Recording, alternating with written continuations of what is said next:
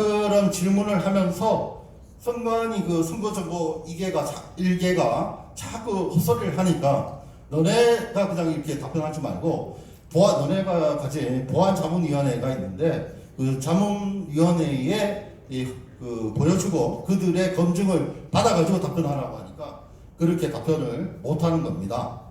왜 못하겠습니까? 이렇게 구린 데가 많은 것이 중앙선관위입니다, 여러분.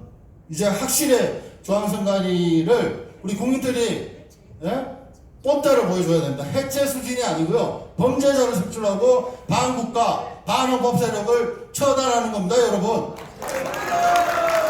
넘어가겠습니다. 자, 이게 베일에 쌓여 있습니다, 프로그램이. 사전투표용지 발급 시스템, 통합선거인명부에 대한 국민적 확인은 자유민주주의를 지키기 위한 민주적 절차이자 필수적 과제입니다. 중앙선관위는 전산 직원들이 국제 기준인 레드라인을 한계선을 넘어섰습니다, 이미. 그리고 검증되지 않은 장비와 소프트웨어를 사용해가지고 국가의 질서를 교란시키고 있고, 그래서 지금 상황이 뭐냐? 비상상황입니다. 이 대통령과 국회의원, 입법행정사법, 공무원들 다 썩었습니다. 제가 취재해보니까요, 연구원들, 여기 대학 교수들을 쳤습니까? 이 보안, 전부 노코멘트입니다. 노코멘트. 이렇게 완전히 썩어 있어요. 그래서 이 비상시국을 우리 국민들이 알고 있으면 되는 겁니다. 그리고 행동하면 되는 거예요. 말이 아니라 행동이 필요한 바로 그 시점입니다. 자, 중앙선관위의 정상화가 국가 최우선 과제라고 저는 생각하는데 여러분 생각은 어떻습니까? 자, 중앙선관위가 국민들을 컴맹으로 보고 있습니다. 예? 우리 여기 이재원 교수님도 와 계시지만요. 우리 컴맹입니까? 제가 72년생 처음 우리 컴퓨터 초등학교 때부터 우리 국민학교 때 4학년 때부터 배운 세대가 우리 72년생입니다. 그래서 우리가 상당합니다. 기술자들 많습니다. 예. 자, 그래서 이 기술자들이 선관위의 서버를 들여다보면 그냥 이 부정선거 진상규명 바로 된다 이렇게 생각합니다. 무조건 믿으라고 이렇게 선관위가 얘기하는데 믿는 덕에 우리가 발등이 찍힌 격입니다, 여러분. 다음 페이지요. 국민이 주인인데 정작 중요한 부분은 알지 못하도록 하고 있는 국가기관이 바로 중앙선관위. 이에 협조하는 정부. 저 지난번에 행정안전부에서 불법 카메라 설치했다 그래가지고요 구속시킨 사람이 있습니다. 하면 되겠지라고 안동데일리 기자를 한 바가 있습니다. 구속시켜놨다니까요. 근데 이거는 있을 수 없는 일이라고 저는 봅니다. 그렇습니다. 그래서 이게 지금 여기에 대해서 윤석열 정부가 협조하고 있어요. 그다음에 침묵하는 언론사는요, 제가 말씀드리면, 제가 공개했습니다만은 8개 언론사, 그러니까 여기에 조선일보, 동아일보, 중앙일보 다 들어가 있고요. 경향신문, 머니투데이, 한겨레까지 해가지고 이게 바로 제2의 비교 안 되죠. 이재명이의 그 사건 뭐죠? 대장동을 뛰어넘는 대국가 사기 사건에 이런 젊은 기자들, 그다음 언론사가 개입돼 있으니까 팩트 체크를 한다면서 부정선거는 없어요라고 이렇게 얘기하는 겁니다. 그러니까 취재가 되겠습니까, 여러분? 네, 다음 페이지요. 자, 그리고 마지막이네요. 부정선거에 임하는 우리들의 자세. 자, 이거는 굉장히 중요해요.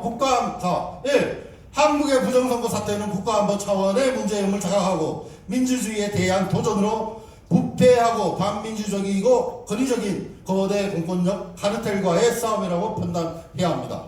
그래서 입법부, 행정부, 사법부 그리고 언론기관과의 유착을 깨야 합니다. 두 번째로 외부의 적과 아무리 잘 대처하더라도 내부의 적으로 인한 구멍을 막지 않으면 그 나라는 망한다는 역사 인식이 절실히 필요한 시점입니다. 세 번째로 부정선거를 바로잡는 것은 어느 국가를 막론하고 역사적으로도 항상 성숙하고 민주주의를 누릴 수 있는 자격이 있는 적극적인 국민들이 해낸다는 사실을 기억해야 됩니다.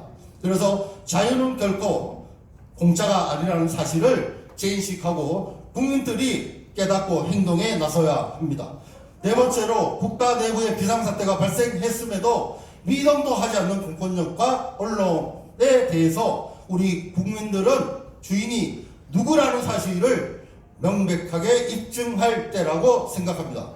다섯 번째, 말이 아닌 이제는 행동이 필요한 시점입니다. 종이 될 것인가 주인이 될 것인가, 이 기로에 우리가 처해 있습니다. 국민들의 결단이 매우 중요한 시점입니다. 여섯 번째, 자유민주주의를 갈망하는 모든 국민들이 똘똘 뭉쳐서, 그리고 여기에는 큰 틀에서 다 합의해서, 여기 좌우가 없습니다. 제가 요번에 이 40 선거에서 미추홀구을 남영희 측에서 봐도 그쪽도 제대로 모르더라고요. 근데 부정선거라고 거의 확정할 수 있는 그런 사태가 터졌죠. 개표 상황표를 붙여야 되는데 개표 직계 상황표를 붙였는데 그걸 또 실수라고 해요. 말도 안 되죠, 이게. 자, 일곱 번째, 국민들의 단결된 힘으로 반헌법적이고 반민주 세력, 그리고 반국가 세력, 불순 세력들을 색출해내는 법의 심판을 받게 해야 한다고 생각하면서 저를 마치겠다 합니다. 감사합니다. 참고로 조금 아까 남구 용호동이 거론이 됐는데, 그 남구 용호동은 문현 3동도 있고 용호 2동 3동 있잖아요. 이거는 저 박재호라고 따블당의 그 국회의원 이번에 떨어진 낙선한, 근데 21대는 당선이 됐어요. 이쪽이 이상하다는 거죠. 자, 저 진행을 하는 사람으로서 조금 있다가 종합토론 이 프로에서 질문을 받을 텐데 그걸 미리 좀 준비를 하셨다가 그 얘기해 주시기 바랍니다. 그리고 지금 서둘러서 박지원 변호사님 오셨습니다. 박수 한번 먼저 부탁드립니다. 저는 선관위가 모든 범죄에는 지문이 있는데 선관위가 부정선거 범죄의 지문을 남겼다, 이 부분에 대해서 말씀드리고자 합니다. 다음 페이지. 찾으려고 하지 않을 뿐이지 모든 범죄 현장에는 범죄의 지문이 있습니다. 그런데 우리가 아시다시피 사람이 죽는데 많은 치사량이 필요하지 않습니다. 아주 너무나도 작은 도구로, 그리고 전 세계를 떠들썩하게 했던 이 너무나도 작은 바이러스를 가지고 치명상을 입습니다. 부정선거는 이 맹독성의 독이다. 그래서 이 맹독성의 독을 발견했음에도 불구하고 4.15 총선에서 이것을 전혀 이거를 없애려고 하지 않았기 때문에 이건 4.10 총선에서 부정선거가 자행된 것이 아니냐, 이렇게 생각하는데, 지금 계속 말해둔 것이 선관위 서버에 범죄의 지문이 남아있다, 이게 제 주장입니다. 그리고 또한 데이터에도 범죄의 지문이 남아있습니다. 이것을 찾는 작업을 지금 10여 분 동안 하도록 하겠습니다. 다음 페이지 보시죠.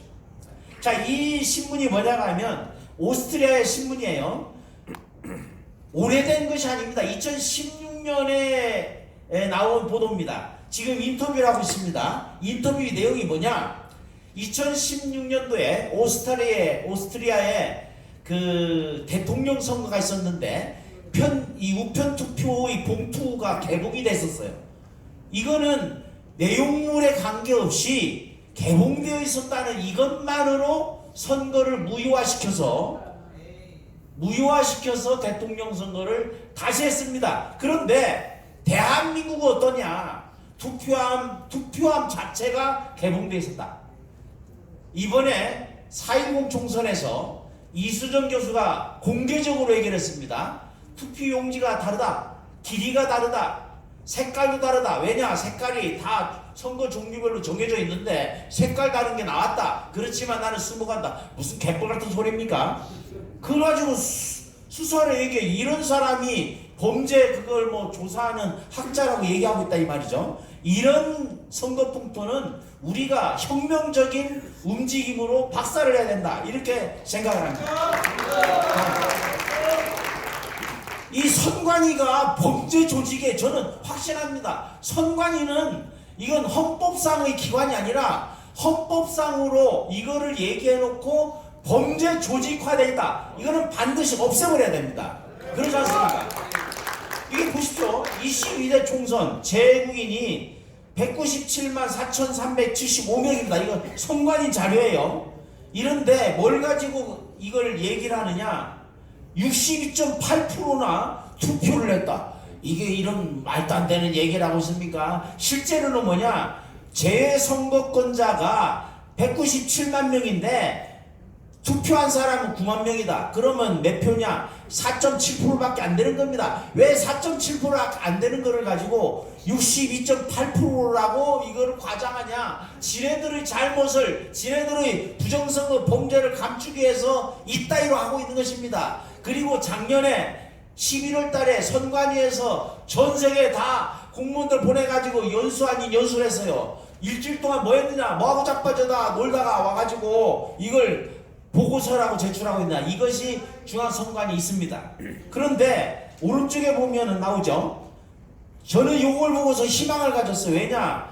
재외국민선거가 늘 야당이 아니라 따블당 그쪽 계열이 우세했기 때문에 아 이번에 선거 적게 하니까 이게 신고인이 적으니까 이번에는 우리한테 유리한 결과가 있겠구나.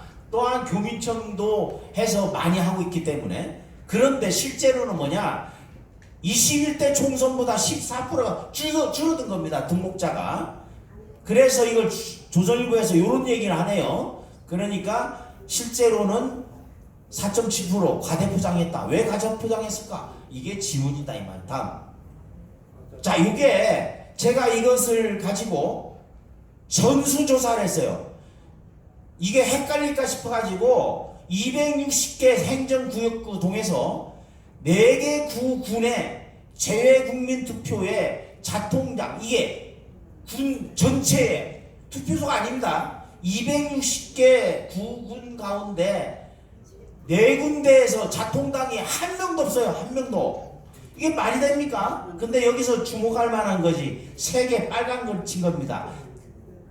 울산 중구 빵표 나오는 동안에 조국당 77표, 광주 광산 한 표 나오는 동안에 조국혁신당 조국이 131표. 이게 말이 됩니까? 더더구나 대구 군위를 보십시오. 여기는 자유통일당에서 후보를 낸 지역입니다. 그래서 후보를 내서 정은실 후보가 79%, 지역구에서 79표를 얻었어요. 그런데 몇 표 나왔냐? 재외국민투표에서 한 표. 그 다음에 여기 비례대표에서 65표. 그러니까 정은실 지역구 후보보다도 14표가 적게 나온 거예요. 이게 이런 게 어떻게 있을 수가 있냐? 이건 거짓말이에요. 다음. 자, 이거 이제 본격적으로 들어갑니다. 이게 중앙선관위의 보도 자료에 따른 결과입니다. 이 보도입니다. 유권자가 몇 명? 유권자가 2,966만 2,313표가 투표를 했다. 투표를 했으면은 똑같아야 될 거 아니에요? 비례대표 몇 명이냐? 정당 투표수 2,834만 4,519표. 몇 표 차이 납니까? 131만 7,794표가 차이가 납니다. 이 얘기가 무슨 말입니까? 우리가 통상적으로는 비례대표가 많아야 됩니다. 왜냐하면 비례대표에만 투표할 수 있는 사람이 있기 때문에. 그러면 여러분 들어가셔. 아, 나는 비례대표는 못 믿겠다, 못 찍겠다, 이런 사람 있습니까? 손 들어보십시오. 아니, 나는 지역구는 못 찍어도 비례대표는 찍겠다는 사람이 많을 거 아니에요. 그런데 이게 결과가 중앙선관위 발표한 겁니다. 2,966만, 비례대표는 2,834만, 131만 표가 어디로 갔냐 이겁니다. 이 131만 표가 범죄의 지문입니다. 다음 장 보세요. 자, 이걸 뭐 보시죠. 이게 선관위에서 얘기하는 겁니다. 선관위 보도된 자료입니다. 들어가면 투표용지 2장을 받습니다. 지역구 1장, 비례대표 1장, 2장 받아요. 그래서 신분 제시하고 연부에 서명을 합니다. 그래서 성전 명부가 확정이 되는 겁니다. 그래서 이 사람이 기표함에 가서 기표를 하고 투표함에 가서 투표를 합니다. 몇 장입니까? 투표함이 2개입니다. 지역구 하나. 그 다음에 비례 하나 따로따로 합니다. 그래서 절대로 섞갈릴 이유가 없습니다. 그런데 이수정 지역구 거기에서 투표가 서로 다르게 나왔어요. 이게 무슨 얘기냐? 이거는 반드시 부정선거의 지문이다 이렇게 생각합니다. 맞지 않습니까? 지역구 투표수하고 비례대표 투표수가 차이가 안 나야 정상이에요. 그런데 어떻게 131만 표나 차이가 나냐? 이게 범죄의 지문이다 이런 얘기입니다. 그게 아까 내가 벌렸기 때문에 나온 거예요. 벌려서 벌렸기 때문에 나온 게 바로 이거예요. 맞습니다. 자 다음. 자 그래서 제가 정광훈 목사님 힌트를 주시고 해서 제가 이걸 다 찾아봤어요. 이런 놈들이 중앙선관위에서 이거 또 다른 말 할까 싶어서 이거 왜냐하면 갑이 있고 을이 있고 또 뭐 서로 이렇게 연합해가지고 몇 군데가 단일 선거구 되는 거 이런 다 빼고 지역구하고 행정구역이 일치하는 단일 선거구 딱 요것만을 대상으로 했습니다. 여기를 쫙 보십시오. 쫙 눈으로 쫙 보시면 두드러진 현상이 있습니다. 100% 지역보다 비례가 투표자가 많다. 아니 아까 131만 표가 많다며 지역이. 그런데 이거는 중앙선관위가 데이터를 딱 이거 내놓은 거를 딱 전수조사를 하니까 요렇게 각 지역구마다 비례가 500표도 많고 100표도 많고 60표도 많고 이렇게 많은 겁니다. 왜 많을까요? 쑤셔 넣었다 이 말입니다. 쑤셔 넣었다. 그런데 그 결과가 어떤 식으로 나타나느냐? 자유통일당이 1852표를 얻는 동안에 조국혁신당이 그거보다 18,876표가 많은 2728표를 얻는다 이 말입니다. 요걸 다 합하면 어떻게 될까요? 다음 장 보십시오. 제일 마지막에 보면 100만 표가 많아요. 조국혁신당이 요것만 46개 구역에서만 100만 표가 많은 겁니다. 어떻게 이런 현상이 나타날 수가 있습니까? 중앙선관위는 뭐라 했습니까? 중앙선관위 나는 선관 어느 정당 찍을지를 내 결정을 못해서 투표 그런 사람이 많기 때문에 지역구보다 비례가 적게 투표한다. 이게 선관위 말이에요. 그런 말을 해놓고 데이터는 어떠냐? 100만 표 이상이 107만 표가 비례가 많다. 그럼 어디로 간 거냐 이거. 요렇게 따져 물을 수가 있습니다. 자 제일 밑에 부분을 보십시오. 총 46개 중에 여기에서 비례가 얼마나 많냐? 5,992표가 많습니다.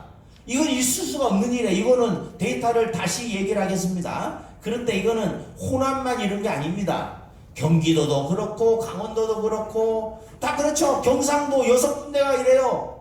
자 전남도 보셔도 전남 위로 여기 부산에도 8군데가 다 그래요. 단 한 군데도 여기서 벗어나지 않습니다.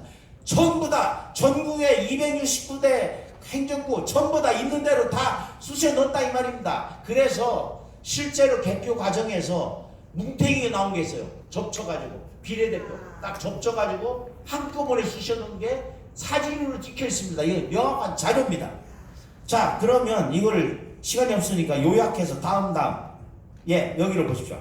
자 단일 선거가 46개 46개 단일 선거구가 모두 비례 선거인과 비례 투표인이 많다. 그러면 여기 차이나는 130만 9,931표 도대체 이게 어디로 날아간 거냐? 그러면 마지막에 의문처럼 131만 7,794표 지역구에 쑤셔 넣은 거냐? 아니면 비례해서 없앴냐? 둘째 다 가능하겠죠. 이번에 무효표하고 요 차이수를 합하면은 얼마가 됩니까? 260만 표, 270만 표 정도가 됩니다. 그게 벌려오는 게 다 합친 게 290만 표라는 거예요. 그래서 이거는 선관위가 제가 만든 자료 아니에요. 선관위가 지네들이 다 내가 범인으로 소이다 이렇게 지문으로 딱 남겨놓은 겁니다. 보지만 않았을 뿐이에요. 그래서 이 부분에서 선관위에서 무슨 변명을 늘어낼 수 있느냐? 주민등록 받은 지 3개월 미만은 비례만 투표할 수 있다. 이런 예가 있어요. 이게 총수가 몇 명이냐? 6,367명입니다. 전부 다 그런 사람이 100% 투표를 해도 비례가 6,367명 이상 많아서는 안 됩니다. 그런데 얼마나 많았어요? 137만 표가 어디 131만 표가 많았다. 그러면 이거는 132만 표가 비례에다가 쑤셔 넣거나 아니면은 지네들 불리한 데서 뺐거나 하지만 사실은 말이에요. 지역구에서 표를 빼기는 어렵습니다. 빼기는 어려워요. 비례대표는 전국의 투표지가 동일하지 않습니까? 그래서 언제나 감시가 소홀하면 무조건 쑤셔 넣을 수 있다 이 말입니다. 이거는 팩트입니다. 정확하게. 그래서 이 부분을 우리가 주목해서 보지 않을 수가 없다 이런 얘기입니다. 다음. 그런데 선거 일수가 많네요. 아까 얘기했지 않습니까? 울진신문에서 112%가 나왔다. 자, 요게 일부입니다. 일부. 거기에서 문제가 되고 있는 기권표 2표 아니면 1표 기권자 수가 마이너스가 나올 수가 있습니까? 어떻게 유령이 합니까? 지난 4.15 총선에서는 저 박정희 지역구 파주군에서 132세인가? 138세 되는 투표자가 나왔어요. 137? 127? 197세. 127? 197세. 197세. 197세가 투표를 했습니다. 이게 기록으로 남아있어요. 기록으로. 전 세계 기네스북에 오를 수 있는 197세가. 그러니까 19세기 사람이 20세기, 21세기까지 타임머신 타고 넘어와가지고 투표를 했다 이 말입니다. 그런데도 이거를 무효화시키지 않고 그대로 인정하는 인간들이 대법원에 있다 이 말입니다. 요 표가 바로 부정선거의 명확한 지문입니다. 그렇지 않습니까? 사형. 네. 그래서 이런 인간들은 사형을 쳐야 됩니다. 이 부분에 대해서는 저보다 훨씬 더 전문가이신 박주현 변호사 조금 더 모셔서 얘기를 하겠습니다. 자, 다음. 자, 우리가 한번 같이 외칩시다. 내 표 돌려도! 내 표 돌리도!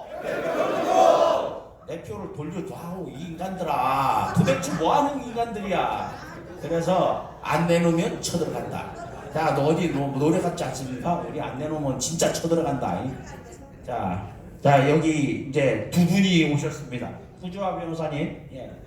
먼저 아까 원래 처음 시작할 때 하려고 했는데 이 4.10 총선 부정선거에 대해서 어떻게 되고 있는지 저 소개하는 구주화 변호사님.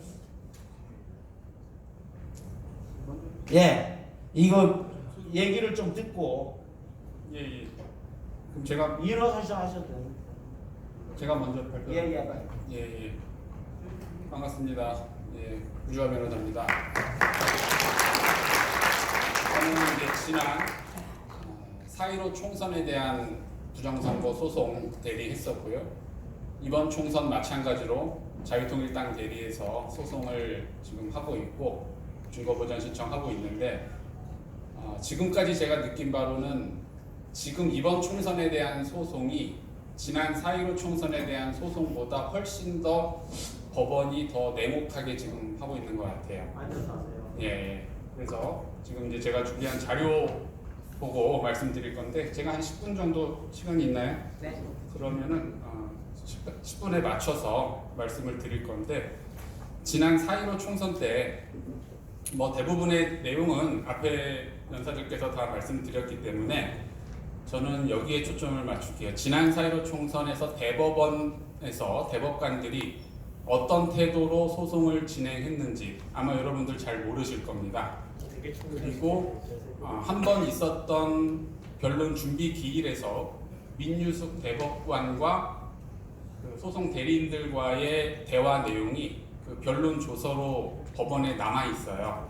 그거를 제가 여러분들에게 공개를 해드릴 건데 아마 정말 코미디 같은 거를 보실 수 있을 겁니다. 그거 보여드리면 거의 10분이 다 갈 것 같은데요. 네, 다음 화면이요. 네, 다음이요.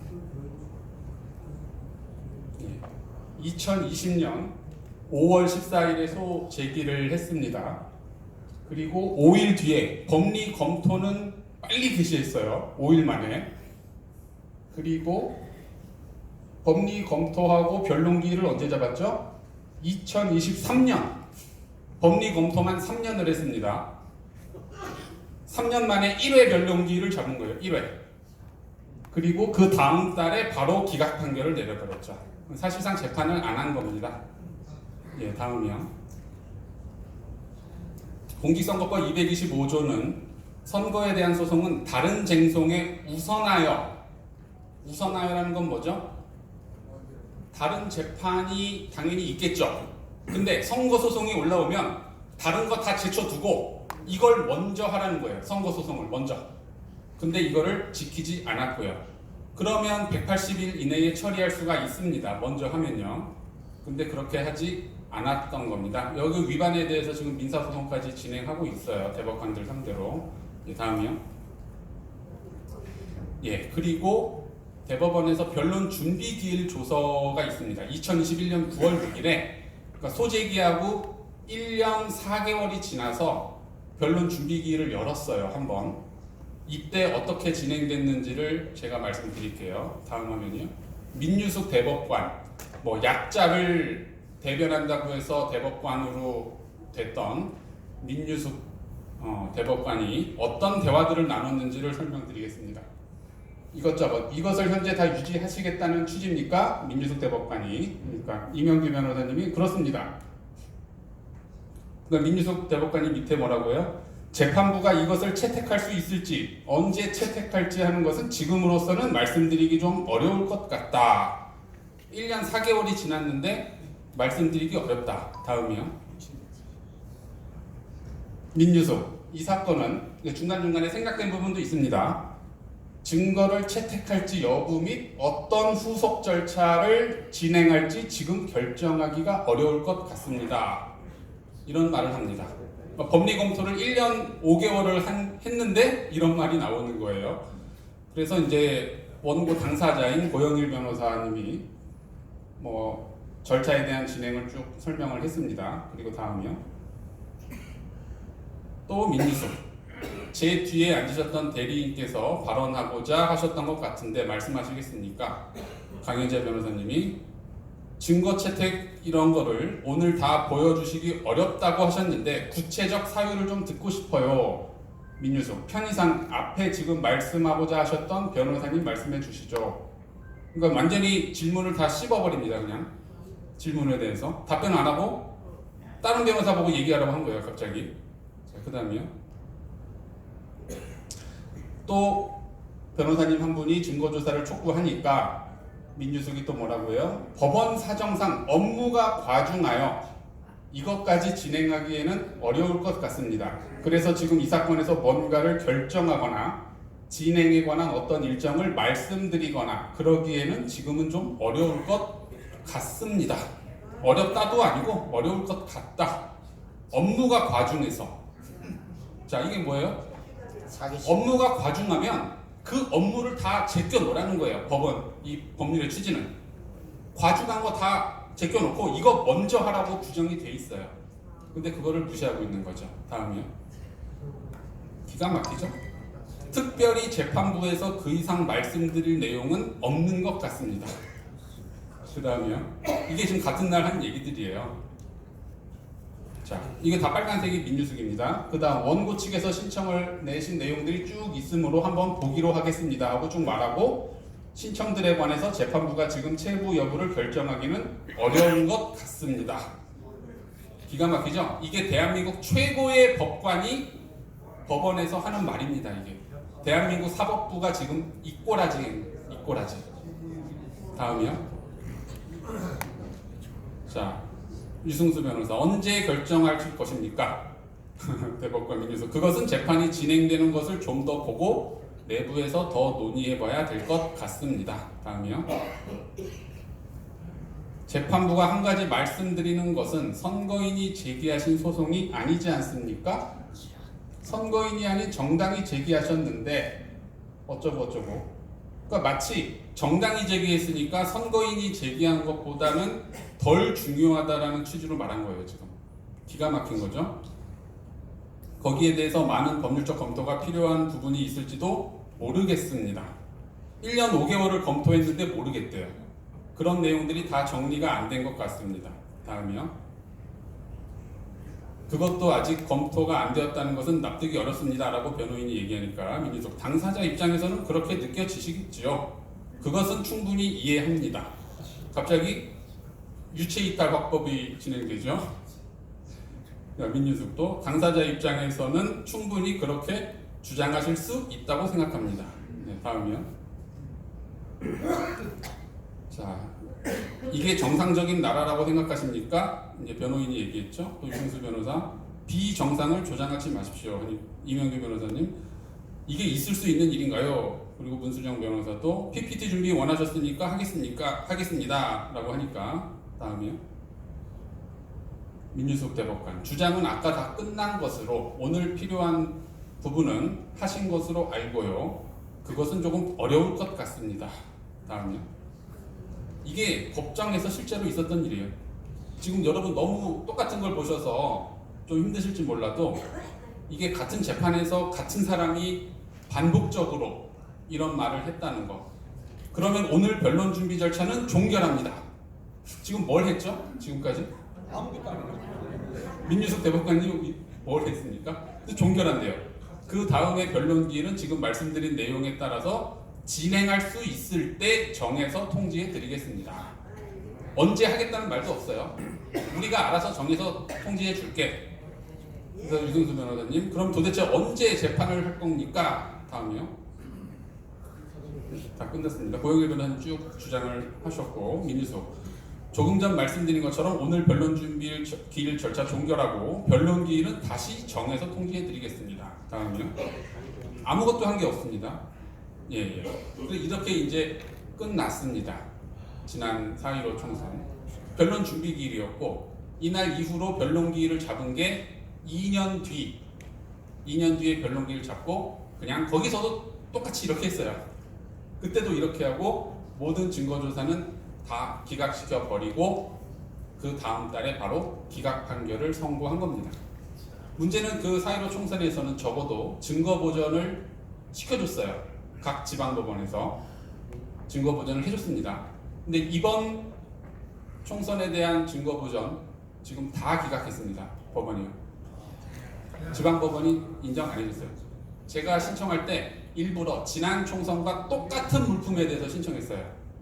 워낙에 법원이 반대적인 걸 알기 때문에 지난해도 인용했으니까 이번에도 그럼 내가 똑같이 신청할게. 인용해줘. 그런데 다 기각했습니다.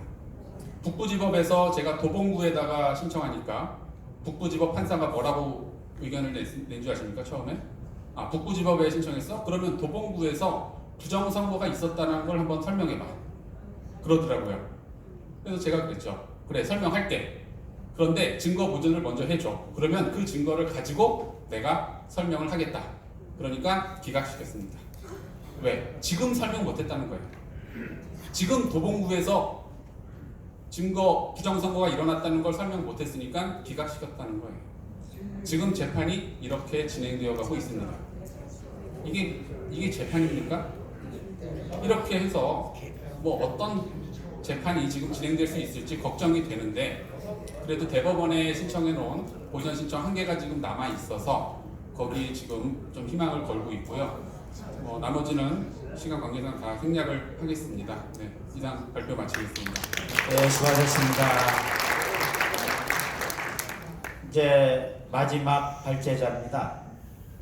박지원 변호사님 참 고생 많이 하시고 계속 자료를 올려서 하시는데 다시 한번 이 수고에 그리고 재판 막 끝나자마자 진짜 비행기 발통에 불 붙여서 오신 것 같아요. 자, 다시 한번 박수 부탁드립니다.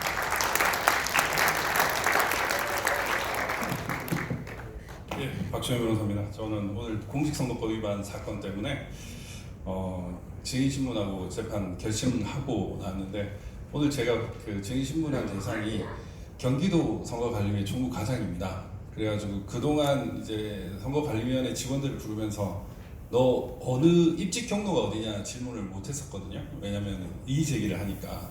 근데 이번에는 당당하게 물었습니다.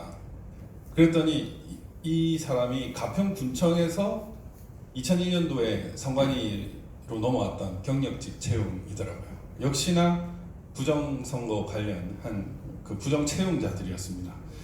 참 지금 오늘도 제가 느낀 거지만 지금 각급 선관위와 중앙선거관리위원회 그 각 요직들을 아마 경력직을 한번 살펴보면 아마 거의 대부분이 부정선거 채용자 아닌가, 부정 채용자가 아닌가 그런 생각이 듭니다. 좀 전에 뭐 131만 표 그 얘기를 하셨는데 131만 표 그 비례대표 무효투표지가 저도 개표 참가를 했지만 상당 부분 100만 표 이상이 아무것도 기표되지 않은 투표지입니다. 아무것도 기표되지 않은 투표지. 즉 그냥 종이만 넣었다라는 얘기고, 그리고 저 우리 구조 변호사님이 이 선거 무효소송에서 이 대법관, 법원이 거의 짜고 치고 이 실드를 치고 있는 걸 뭐 말씀을 해주셨는데 진짜 사실입니다. 그래서 우리는 이거를 선거 무효소송이나 법적 소송으로만 갈 것이 아니라 국민 봉기, 그리고 검찰, 경찰 고발, 감사원 감사 청구, 우리가 할 수 있는 모든 수단을 다 동원해서 여론으로 밀어버려야 될 것 같습니다. 그래서 지금 대법관들이 이걸 받아들일 수밖에 없게끔 권순일부터 구속시켜야 되죠. 네. 권순일부터 구속을 시켜가지고 지금 이제 대법관들은 거의 실행 영역이었죠. 뭐 양승태 대법원장이랑 뭐 이런 사대가 있었고 한동훈이가 그런 시설을 저질렀지만 일단 권순일에 대해서 대법관이라는 인식만 있는데 중앙선거관리위원장이라는 인식도 같이 넣어줘야 됩니다. 경력직 채용 그 부정의 최고봉이었던 권순일, 중앙선관위원장 권순일, 이 중앙선관위원장이면서 대법관. 이래서 50억 클럽. 대법관들이 그렇게 할 수 있어? 야, 이재명 무죄 받는 거 같잖아. 권순일이 거기 있었어. 50억 로비 됐잖아. 그리고 조재현도 50억 클럽 의혹이 있었습니다. 제가 그 공수처에 고발했지만 각하 처리가 됐지만 이 대법원이 얼마나 써봤는지, 이게 또 선관위에 어떤 유착관계가 있는지 이런 것들을 국민들에게 제대로 알리면서 하는 것이 필요하다 이런 생각이 듭니다. 제가 이제 부정선거와 관련돼 가지고 쭉 스펙트럼처럼 전개를 하도록 하겠습니다. 이제 눌러주십시오. 이게 없어가지고 그 다음 거. 예. 부정선거가 예고가 됐었죠. 예. 국정원 보안점검, 감사원 채용비리 감사, 선관위가 위법을 강행한 그런 각종 정도 증거들이 있었습니다. 사실 그 국정원 보안점검 끝나고 제가 국정원장 전 김규환 국정원장하고 뭐 얘기도 많이 했고 제가 브리핑도 했었습니다. 김규환 국정원장도 부정선거를 너무 걱정을 해가지고 대대적인 준비를 하고 있었는데 석연치 않은 이유로 경질이 됐었습니다.